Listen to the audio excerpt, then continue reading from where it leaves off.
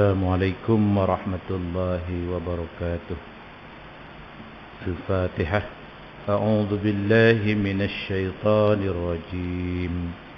بسم الله الرحمن الرحيم. الحمد لله رب العالمين الرحمن الرحيم مالك يوم الدين إياك نعبد وإياك نستعين اهدنا الصراط المستقيم صراط الذين أنعمت عليهم غير المغضوب عليهم ولا الضالين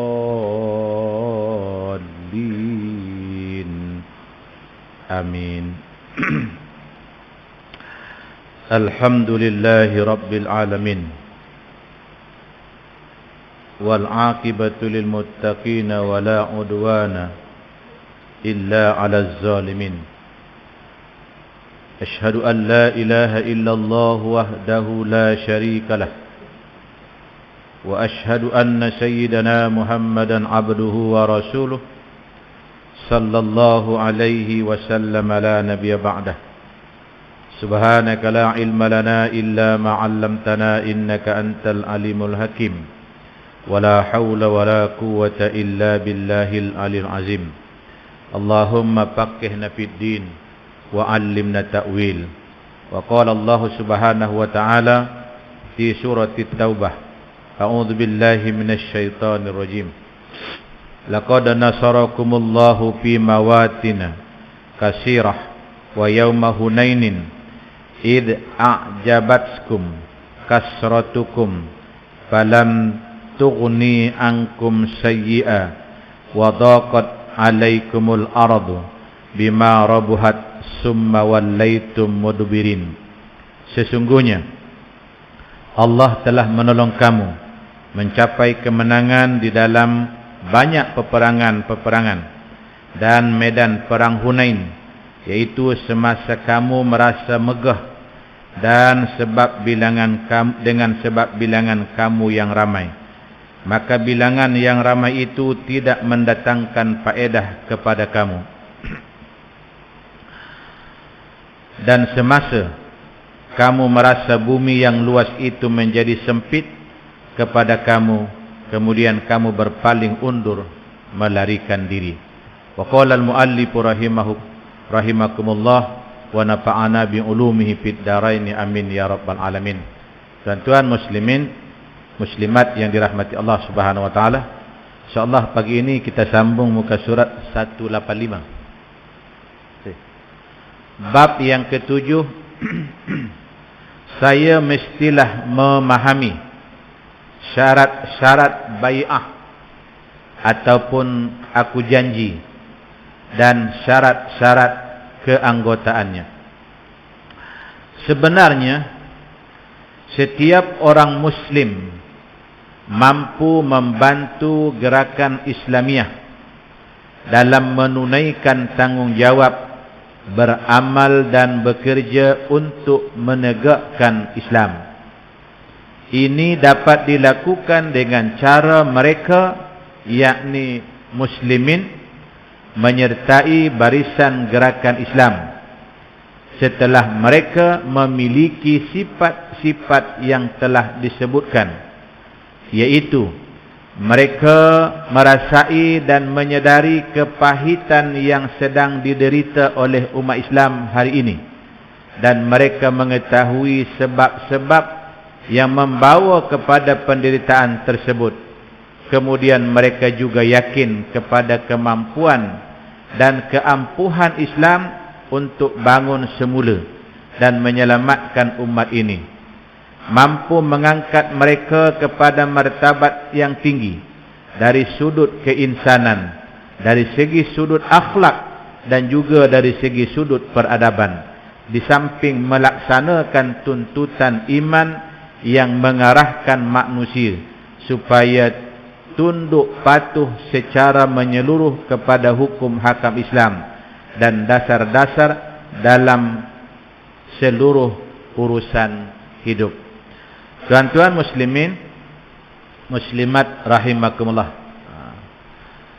bahawasanya kata Nabi sallallahu alaihi wasallam, al-mu'minul qawiyyu ahabbu ila Allah minal mu'min ad-dha'if. Bahawasanya Nabi menyebut Allah lebih suka kepada orang-orang yang beriman yang kuat, walaupun jumlahnya sedikit berbanding dengan ramainya umat Islam tapi lemah. Okey. Tuan-tuan, nanti di di muka surat 186 saya akan bacakan ayat Al-Quran telah membuktikan di dalam sejarah Nabi sendiri ataupun di dalam Al-Quran sendiri, Allah telah merakamkan peristiwa manusia ni kalau dia hanya goh dengan jumlah yang ramai, tetapi seperti buih di atas air yang tidak ada apa-apa kekuatan.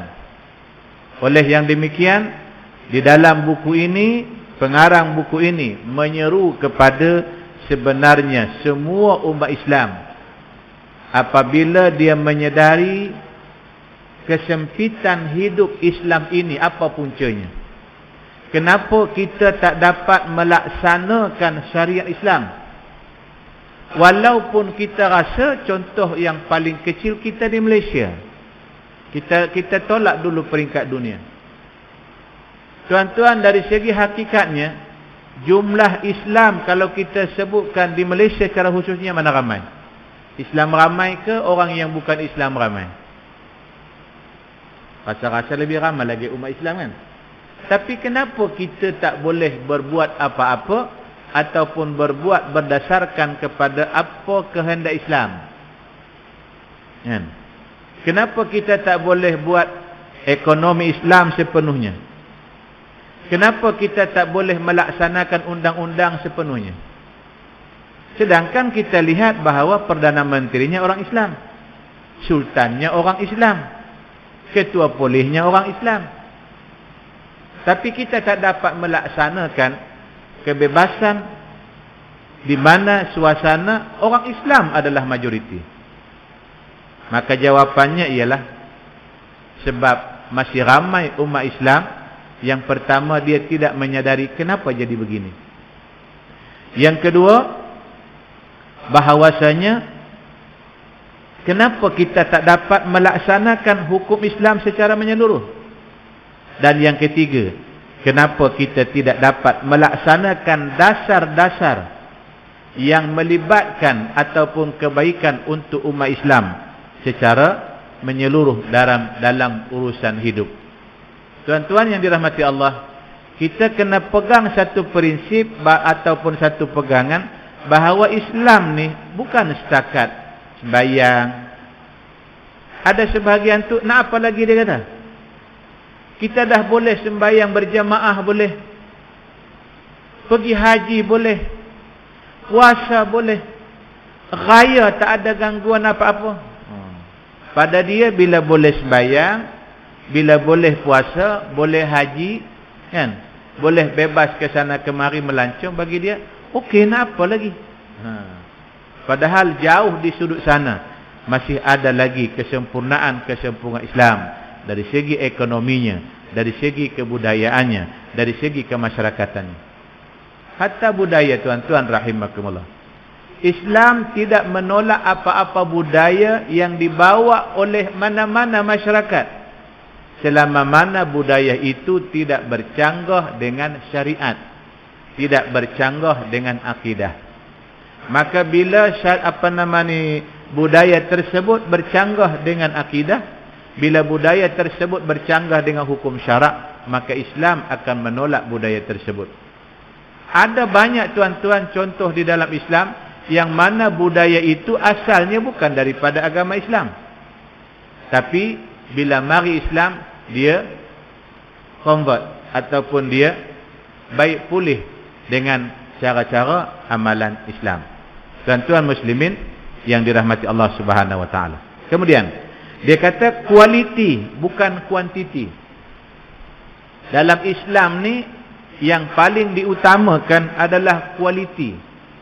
Kualiti ni maknanya kehebatan ataupun kemampuan, bukan kuantiti. Kuantiti ni dia jumlah, kan? Kuantiti macam buih lah, buih di atas air ataupun di laut. Tu kuantiti dia memang nampak tinggi macam membukit. Tapi begitu datang hujan, begitu datang ombak, habis. Buih tersebut jadi cair, jadi air semula. Adalah menjadi kebiasaan gerakan Islam akan mempelbagaikan cara dalam usaha meningkatkan mutu saf jamaah dan memperbanyakkan ahlinya dengan cara-cara yang dibenarkan oleh umat Islam. Nah, gerakan Islam ni kita boleh buat hatta kalau kita tengok Hijratul Rasul. Tak lama dah kan? Ni bulan Zulkaidah, Zulhijjah. Dah masuk bulan Zulhijjah dah kan? Lepas tu habis Zulhijjah apa dia? Muharram, kan? Awal Muharram adalah sinonim dengan penetapan tahun hijrah. Okey. Bila kita tengok di antara kejayaan ataupun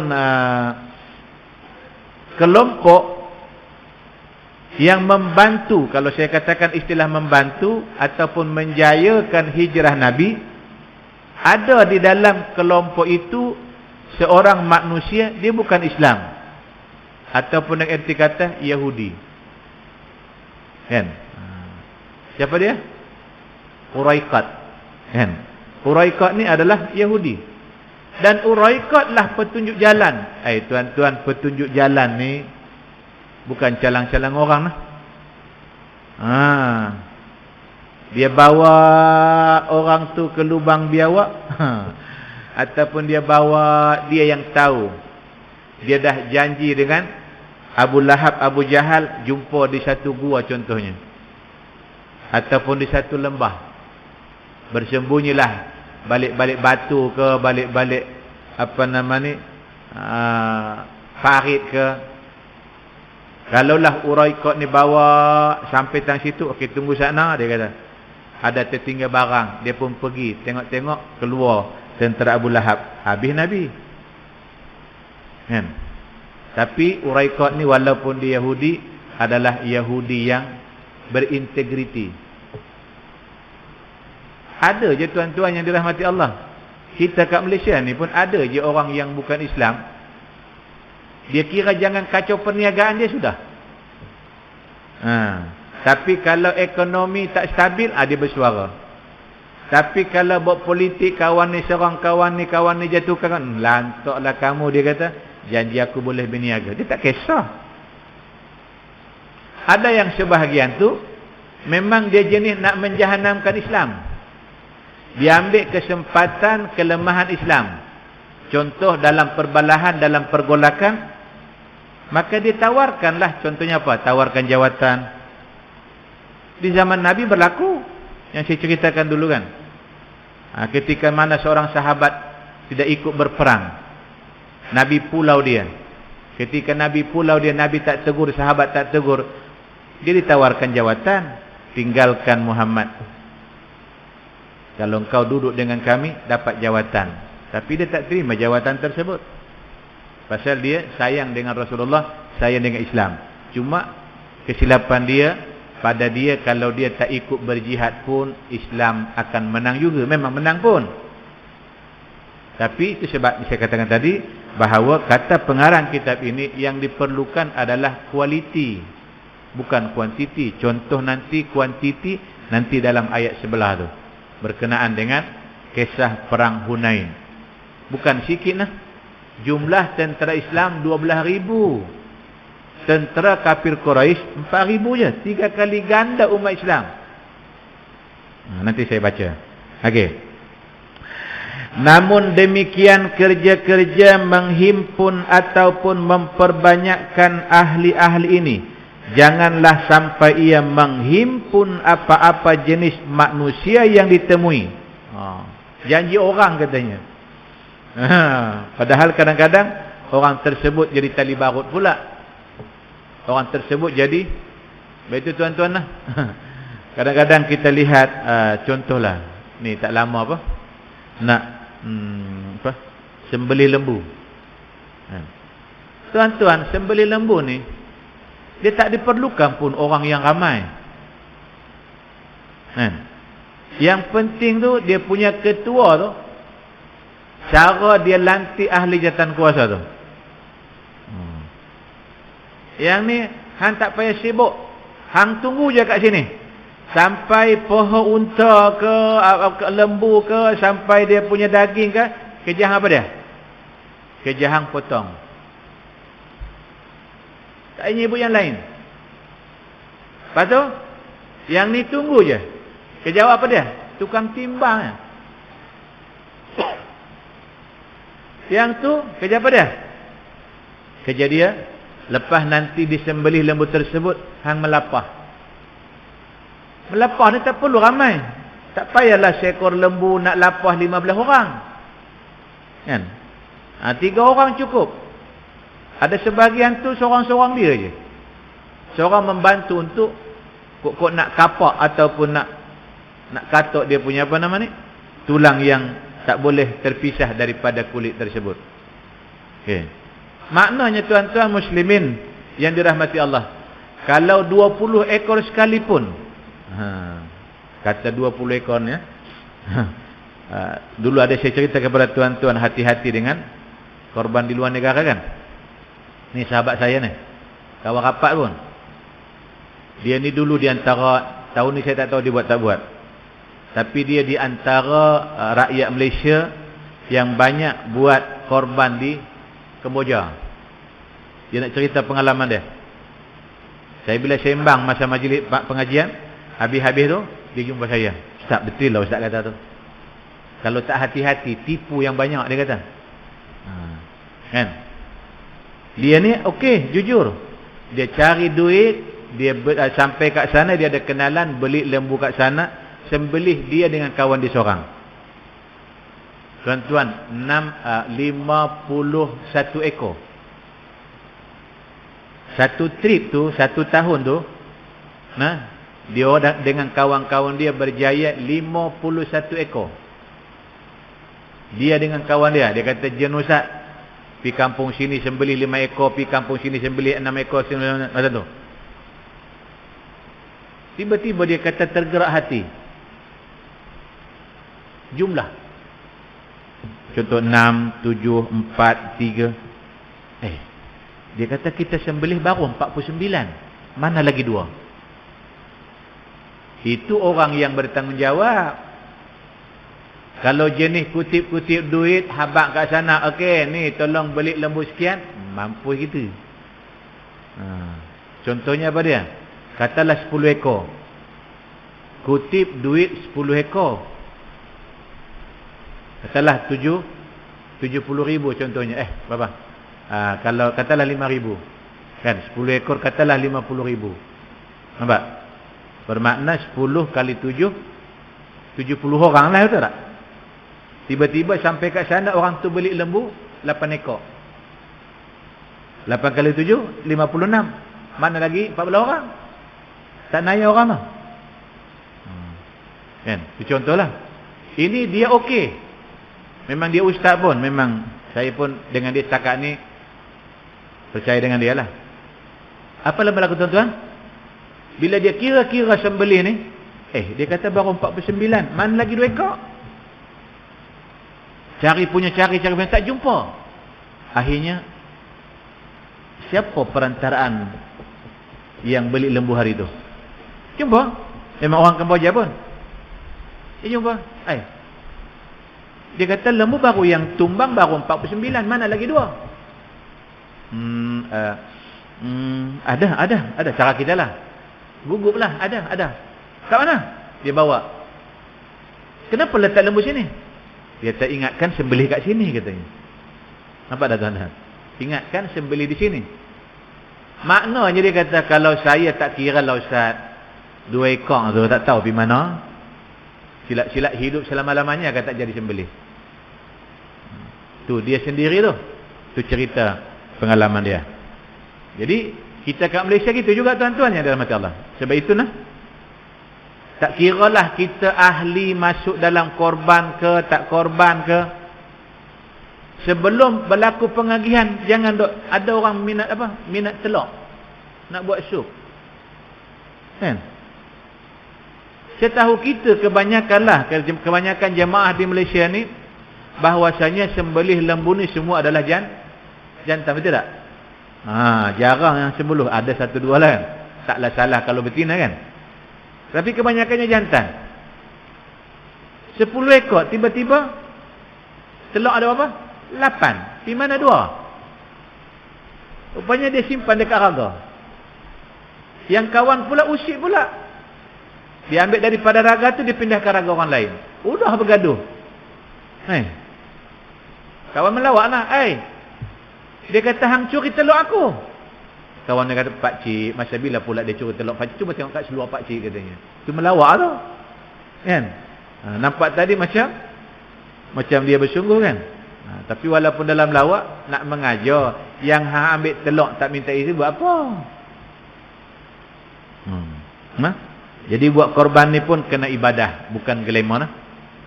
Kadang-kadang sebagian tempat tu glamour. Oh, buat korban 20 ekor.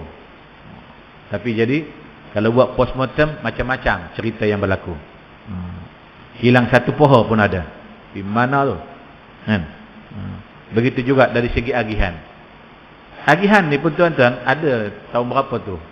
Ada orang perasan dia rakam. Satu kereta tu datang 5 beradik. Turun silih berganti. Sebab itu kalau sebagian yang kemah tu, dia agihkan mengikut jumlah penduduk. Contoh, kalau penduduk 300, daging ada 900 kilo, dia bagilah 2 kilo lebih seorang. Tapi kalau penduduk 300, tahun itu korban contohnya 2 ekor aja, maka dapatlah mungkin setengah kilo. Dia berdasarkan jumlah tu. Maksudnya ahli jawatan kuasa kenal pasti berapa rumah ahli Korea dia. Okey. Jadi bila begitu orang perasan, rakam. Turun contohnya si Angah, dia pergi satu bungkus, dia masuk dalam kereta. Turun pula ni. Tuan-tuan, kalau 5 orang beradik 2 kilo seorang, 10 kilo dah. Kan? Ada baru ni seorang ustaz dalam YouTube. Saya pun rasa macam terkesan juga. Kan? Contoh perasan, saya tak perasan di sini ada tak? Kalau hari Jumaat ada orang hantar pisang. Ada? Ada kan? Sini tak ada kot? Masjid Kemunting ada. Hari Jumaat aja sampailah pisang. Okey. Pisang ni orang sedekah untuk siapa? Untuk orang masjid, betul tak? Orang yang datang ke masjid. Begitu juga kalau dibuat tahlil di masjid. Dihantar contohnya 40 bungkus. 40 bungkus untuk siapa? Orang yang datang ke masjid lah. Kan? Yang dia ni tengah-tengah baru buka tu, asingkan siap 3 bungkus. Pasal apa? Anak dia 2, bini dia seorang di rumah. Dia kata mana boleh? Kan? Kalau dia nak ambil contohnya, bini dia duduk sop perempuan, dia ambil 2 bungkus. Dia seorang, nak bagi kat bini dia seorang. Boleh lah. Ataupun dah habis semua dapat, tengok-tengok ada lagi 10 bungkus. Pergi tanyalah ahli jawatan kuasa. Pergi tanya orang berkenaan, tuan dia ke siapa ke? Ni lebih ke? Boleh ke saya ambil 2, anak saya 1, bini saya 1. Ambil lah, dia kata ini lebih ni. Tak apa, ambil lah. Kan? Ini yang bimbang tu. Saat lagi tiba-tiba ada 3 orang, habis dah katanya. Galak kawan tu. Rupa-rupanya tadi ada ambil yang 5 bungkus. Maknanya dia telah ambil hak orang lain. Sebab itu kalau di Masjid Kampung Boyan almarhum cikgu Adeni, saya cukup respect kat dia. Tapi orang tak suka dia. Dia tegas apa? Okey, contoh masa dia hidup tu sembahyang di atas, sekarang dia turun bawah balik. Kadang-kadang sembahyang Jumaat di atas. Kan 2 tingkat Masjid Kampung Boyan tu. Dia tunggu kat tangga. Turun, padahal saya bayar dengan dia. Situ semua hebat-hebat kan. Kampung Boyan ni kebanyakannya paling koma pun cikgu Pejin. Kampung Boyan ni turun, Tengok-tengok, ada yang ambil 2 bungkus, 3 bungkus. Dia tanya, tu siapa dia? Nak bawa balik. Dah. Memang. Dia ambil balik, letak situ. Prinsip dia, tentulah. Prinsip dia, bagi dapat semua dulu ahli laki perempuan yang datang, lebih. Dia bukan nak bawa balik rumah. Dia nak pastikan bahawasanya tak ada orang ambil kesempatan sementara ada orang kesempitan. Begitu juga tuan-tuan dalam korban ni. Kalau bukan hak kita, jangan ambil. Kadang-kadang ada 2 bungkus, dah asing dah. Bungkus orang yang berkorban kala kuning. Plastik dia besar sikit, pasal ada 7 kilo. Yang orang yang datang ni plastik merah, sebab hatu 1,5 kilo.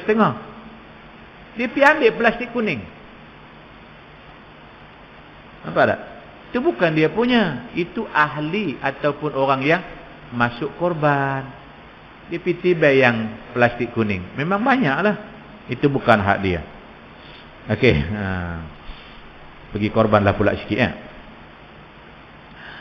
Jadi dia kata bahawasanya gerakan Islam ni bukan jenis tangkap muat. Janji manusia. Masuk. Dah. Jamaah selalunya berusaha berdakwah dengan bersungguh-sungguh, mengorbankan tenaga dan waktu untuk mendapat seorang anggota baru dengan harapan anggota baru ini dapat memikul sebahagian dari tanggungjawab dan tugas jamaah. Tetapi sekiranya diambil anggota secara sembarangan, tentulah gerakan ataupun harakah tidak mampu menanggung beban dari anggota-anggota sedemikian sepanjang umur mereka. Jika ini terjadi, rugilah tenaga yang dicurahkan dan sia-sialah usaha. Seorang manusia ada kalanya menjadi satu umat, tetapi ada juga kalanya ia menjadi beban yang merosakkan anggota lain, malah tidak berguna sama sekali. Kan? Bila kita ambil ahli yang dia ni tak boleh pakai, dia masuk dalam ahli kita, saat lagi bukan tambah kuat, dia pergi cucuk ni. Yang dok ada ni dok cucuk, dok pengaruhi. Hang lama dah ke duduk dalam gerakan ni? Dia kata ada 20 tahun juga. Dia kata hang duduk, aku nak tanyalah hang, dia kata. Hang duduk kat sini apa hang dapat, dia kata. Ni dunia. Akhirat tunggu dulu. Yang dunia ni dulu. Kalau dunia pun kita tak dapat apa-apa, akhirat belum tentu dapat, katanya. Kawan ni kata, betul juga. Nampak tak? Kedatangan dia tu bukan menguatkan yang sedia ada. Itulah yang dipanggil golongan munafik. Begitu saya terkesan, ada seorang ustaz, dia kata apa? Dia kata, apa pandangan ustaz? Orang Islam tapi dia hina Islam. Ada tak di Malaysia? Dia Islam tapi dia pelekeh dan dia hina hukum Islam. Ada. Dia hina perbuatan Islam. Okey, saya pinjam ayat yang dia guna. Dia kata apa, tuan-tuan? Dia kata, oi, orang Islam yang sembahyang, kamu ingat kamu dah baik sangatkah? Dia kata, walaupun kamu sembahyang, kamu belum tentu masuk syurga, katanya. Kalau jenis kita yang tak faham, itu juga kan. Fawailul lil musallin kan. Celakalah ataupun nerakalah bagi orang yang sembahyang. Lepas tu dia kata apa? Dia kata, orang yang pakai jubah tu, orang yang pakai baju Melayu tu, orang yang pakai lebay tu, dia kata belum tentu hati baik. Tuan-tuan nak jawab apa? Saya senang je. Okey, saya pakai kata-kata awak. Kalau awak kata orang yang sembahyang belum masuk syurga, orang yang tak sembahyang confirm tak masuk syurga. Itu je. Kalau dia kata orang yang sembahyang belum tentu masuk syurga, orang yang tak sembahyang confirm dah masuk neraka dulu. Demikian juga kalau dia kata orang yang pakai jubah belum tentu hatinya baik. Memang orang yang pakai seluar pendek hati baik ah? Apa kata Nabi? Inna fil jasadi mudghah. Idza salahat salahatil jasadu kulluh. Wa idza fasadat fasadatil jasadu kulluh. Ala wa hiya al-qalbu. Hati. Kata Nabi, dalam diri manusia itu ada seketul daging. Kalau seketul daging itu baik, maka baiklah seluruh anggotanya. Maknanya kalau hati dia baik, kalau hati dia beriman, insya-Allah dia tak pakai seluar pendek. Kalau perempuan, insya-Allah kalau hati dia baik, insya-Allah dia tak pakai baju ketat, insya-Allah dia tak pakai skirt. Jadi kalau awak kata orang yang pakai jubah belum tentu hatinya baik, tu awak pakai skirt tu, awak pakai seluar pendek tu, hati awak baik ke? Lagilah nampak hati awak tak baik. Sebab kalau hati yang baik, sudah tentu dia akan jaga hak Allah, hak manusia, hak diri dia. Tuan-tuan muslimin yang dirahmati Allah, seorang manusia oleh orang seperti ini adalah lebih baik tidak diambil kira. Biar pergi kat dia. Dia nak sokong-sokong, tak sokong sudah. Kalau nak masuk pun jadi beban, kan? Jadi penghancur. Dalam hal ini, dalam hal seperti ini banyak pengajaran yang dapat dijadikan i'tibar. Allah Subhanahu wa taala menceritakan, yauma hunainin id a'jabatkum kasratukum falam tughni ankum syai'a wa daqat alaikumul ardu bima rabuhat summa wallaitum mudbirin. Dan ingatlah kata Allah kepada Rasulullah dan juga seluruh umat Islam, iaitulah peristiwa peperangan Hunain. Hunain ini adalah satu lembah di berhampiran dengan apa? Dengan Taif. Kalau saya tak salah, dia berhampiran dengan Taif.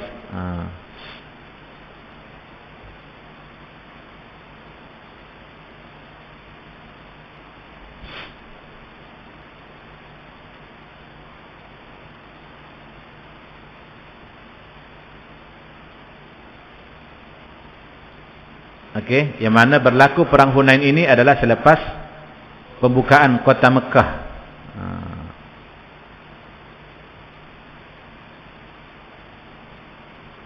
Jadi masa tu puak kaum musyrikin, terutamanya puak Hawazin dan juga puak Sakib, mereka tidak boleh menerima tentang Rasulullah berjaya menakluki kota Mekah.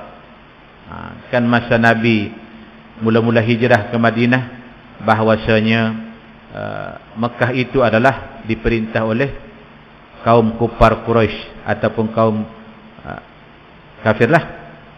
Okey. Jadi akhirnya mereka merancang untuk menyerang umat Islam, dan mereka berkumpul di satu kawasan yang bernama Autas, itu berdekatan dengan lembah Hunain. Padahal ketika itu tuan-tuan muslimin yang dirahmati Allah Subhanahu wa taala, dan berlaku peristiwa ini adalah tahun ke-8 Hijrah. Mana 8 tahun dah Nabi di Madinah. Yang mana jumlah tentera Islam adalah sebanyak 12,000. Yang mana 10,000 tentera Islam yang terlibat membantu membuka kota Mekah, manakala 2,000 daripada 12,000 itu kebetulan mereka adalah golongan yang baru masuk Islam. Kan? Tuan-tuan, 2,000 bukan jumlah yang sedikit. Kadang-kadang manusia ni dia beralih kepada mana orang ramai. Kalau dalam parti politik pun kadang-kadang begitu. Kalau tengok ni ramai orang, dia masuk dalam tu. Tengok dah sikit, dia keluar balik. Ada je orang-orang yang berpolitik ni tak ada istiqamah. Kadang-kadang kalau seumur hidup dia, macam-macam ahli dia. Seahli A, seahli B, seahli C. Pada dia mana yang untung? Bukan dia kira Islam. Mana yang untung? Hatta kadang-kadang dia sanggup melawan bangsa dia sendiri, melawan agama dia sendiri. Sebab dia bukan mewakili bangsa dia. Dia Melayu, tapi dalam politik dia bukan mewakili Melayu. Dia orang Islam, tapi dalam politik dia bukan mewakili parti yang berteraskan Islam. Akhirnya dilawan. Nak bawa ke sidang DUN ke, nak bawa ke sidang parlimen ke, dia yang angkat tangan bantah. Padahal kebaikan tu untuk kebaikan rakyat Malaysia, kebaikan untuk umat Islam, kebaikan untuk bangsa Melayu. Tapi dia tak sokong. Pasal apa? Pasal dia bukan memperjuangkan parti yang berasaskan kepada bangsa, agama dan juga kaum dia. Okey. Jadi tuan-tuan muslimin yang dirahmati Allah Subhanahu Wa Taala, jadi pada ketika itulah tentera Rasulullah yang seramai 12,000 itu tiba-tiba diserang dengan pelbagai penjuru oleh tentera kafir Quraisy. 12,000. Bila tengok ramai yang lari, kan? Kawan-kawan yang lain tadi pun ikut lari juga, menyelamatkan diri. Itu yang kata ramai macam buih tu. Kan? Kalau jumlah contoh 1,000, tapi tengok 1,000 tersebut, walaupun kawan dia mati, tapi dia tak lari, dia perjuang juga. Kawan lain pun dia perjuang juga mati-matian.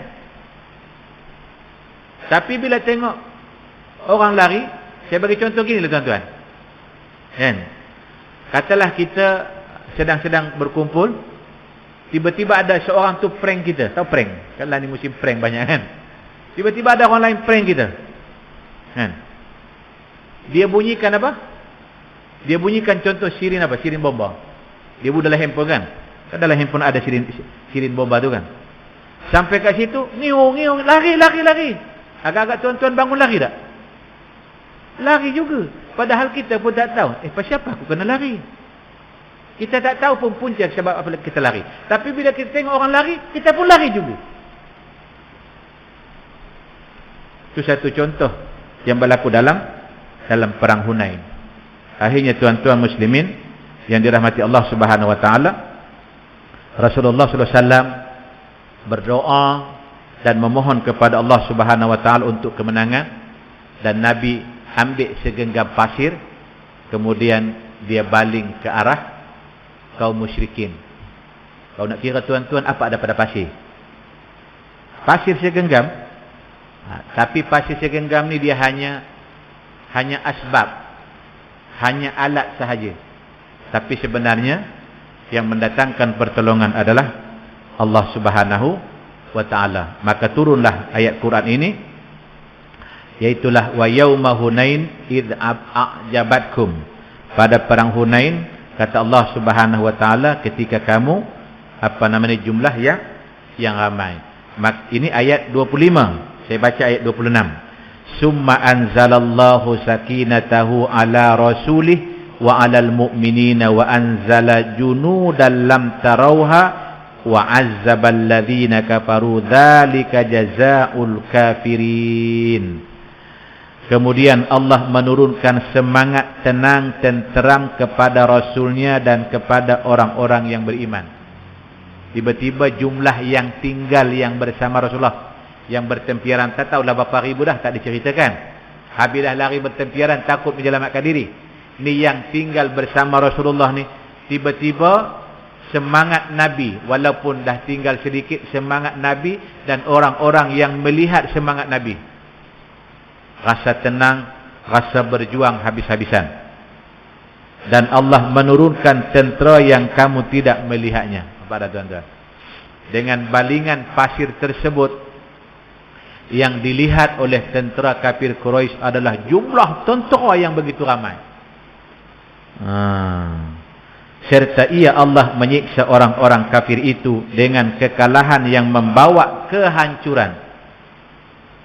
Pada awalnya tadi nampak kekalahan dah memihak kepada umat Islam, tapi dengan pertolongan Allah, Allah turunkan tentera yang tidak dapat dilihat. Dan yang demikian ialah balasan bagi orang-orang yang kafir. Sebenarnya bilangan yang banyak bukanlah menjadi perhitungan yang utama, tetapi yang utama ialah anggota yang benar-benar mengenal Allah, teguh pendirian dan benar-benar memperjuangkan kebenaran. Bilangan yang banyak ada kalanya menjadi sebab yang membawa kekalahan, kerana sebahagian yang ikut serta itu terdiri daripada mereka yang tidak berpegang teguh dengan ajaran Islam. Apabila menghadapi saat-saat genting dan getir, pendirian mereka ini akan mudah goncang dan goyah. Dengan sifat demikian, mereka ini menyebabkan kelemahan jiwa para anggota dan ketewasan di dalam medan jihad. Okey, saya bagi contoh tuan-tuan. Memanglah termasuklah di Malaysia pun begitu juga, di Indonesia pun begitu juga. Kita pun di Malaysia ni kalau bertanding tu sampai ada peringkat bertanding bebas, dia tak ada parti pun, bebas mencuba nasib. Okey, selalunya orang yang mencuba nasib ni selalunya berduit.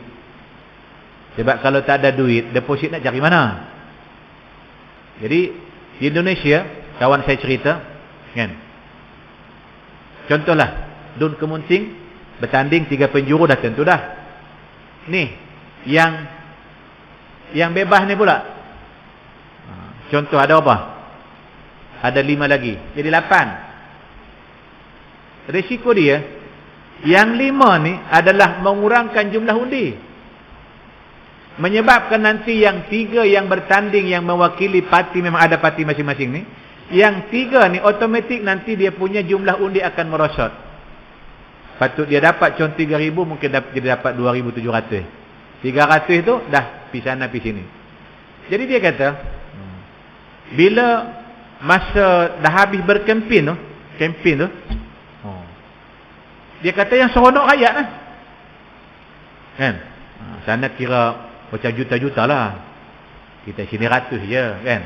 Kalau sejuta sana kita baru dalam lebih kurang 280 tak. Jadi dia kata kawan ni bagi 300,000, kawan ni bagi 500,000, kawan ni bagi 1 juta. Tuan-tuan, kalau 7 orang parti politik, rakyat tak dapat 2 juta seorang, 2 juta lebih kurang 600 lah, ataupun 500 lebih. Yang untung rakyat agak-agak dia pangkas siapa? Dia ambil 7-7, dia ambil kawan ni bagi, dia ambil kawan ni bagi, dia ambil kawan ni bagi, dia. Agak-agak dia pilih siapa agak-agak? Ketika itu dia tak ada perjuangan dah. Dia akan pilih siapa bagi duit terbanyak. Itulah dia rasa yang berjasa untuk diri dia. Jadi kalau itulah pilihan orang yang menang tersebut, bukan sebab dia populariti, tapi sebab dia banyak duit, maka apa akan jadi pemerintahan sesebuah negara ketika itu?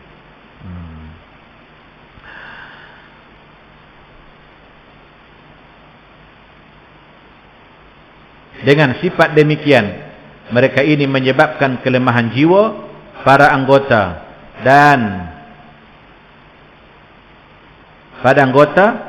dan ketewasan di dalam keadaan jihad. Oleh yang demikian, membuat penilaian dan pembahagian terhadap anggota-anggota merupakan satu amalan yang membawa kebaikan, kerana dengan cara itu jamaah dapat menilai dan mengetahui sejauh mana kemampuan dan kemanusiaan para anggota sebelum sesuatu tugas diumumkan. Macam juga tuan-tuan, setiap seekor lembu itu ada seorang ketua yang kita percaya dia boleh mengetuai sampailah daging tersebut dilapah dengan kecil-kecil. Pembahagian yang dilakukan tidaklah bermakna harakah membiarkan sebahagian anggota yang lain.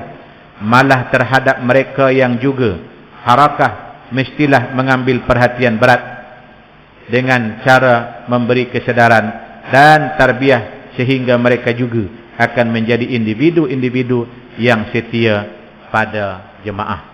Tuan-tuan muslimin rahimakumullah, insya-Allah kita sambung pada pertemuan yang akan datang, bai'ah dan hukumnya di sisi syarak. Kan? Ada tak dalam politik, ada tak dalam perjuangan harakah Islam yang ni bai'ah ni, adakah di zaman Nabi? Kita akan melihat nanti di zaman Rasulullah juga ada beberapa kali umat Islam berbai'ah ataupun aku janji dengan Rasulullah sallallahu alaihi wasallam, sampai ada yang nama bai'ah Aqabah, bai'ah pertama, bai'ah Aqabah kedua, bai'atul Ridwan. Itu di antara bai'ah yang berlaku di zaman Rasulullah sallallahu alaihi wasallam. Mudah-mudahan ada manfaat untuk saya dan juga untuk kita semua, supaya kita sama-sama memahami perjuangan dalam Islam. InsyaAllah biarlah kita menjadi orang yang ramai dan orang yang berkualiti. A'udzubillahi minasyaitonirrajim. Bismillahirrahmanirrahim. Alhamdulillahirabbil alamin. Wassalatu wassalamu ala asyrafil anbiya'i wal mursalin wa ala alihi washabbihi ajma'in. Allahumma ighfir lana dhunubana wa liwalidina warhamhum kama rabbawna shighara. Rabbana taqabbal minna du'aana innaka antas samiul alim wa tub 'alaina fa innaka antat tawwabur rahim. Allahumma ij'al jam'ana hadza jam'an marhuma wa tafarruqana min ba'di tafarruqan ma'suma. Rabbana atina fid dunya hasanah wa fil akhirati hasanah wa qina adzabannar. Sallallahu ala sayyidina Muhammadin wa ala alihi washabbihi wa sallam. Walhamdulillahirabbil alamin. Wassalamu alaikum warahmatullahi wabarakatuh.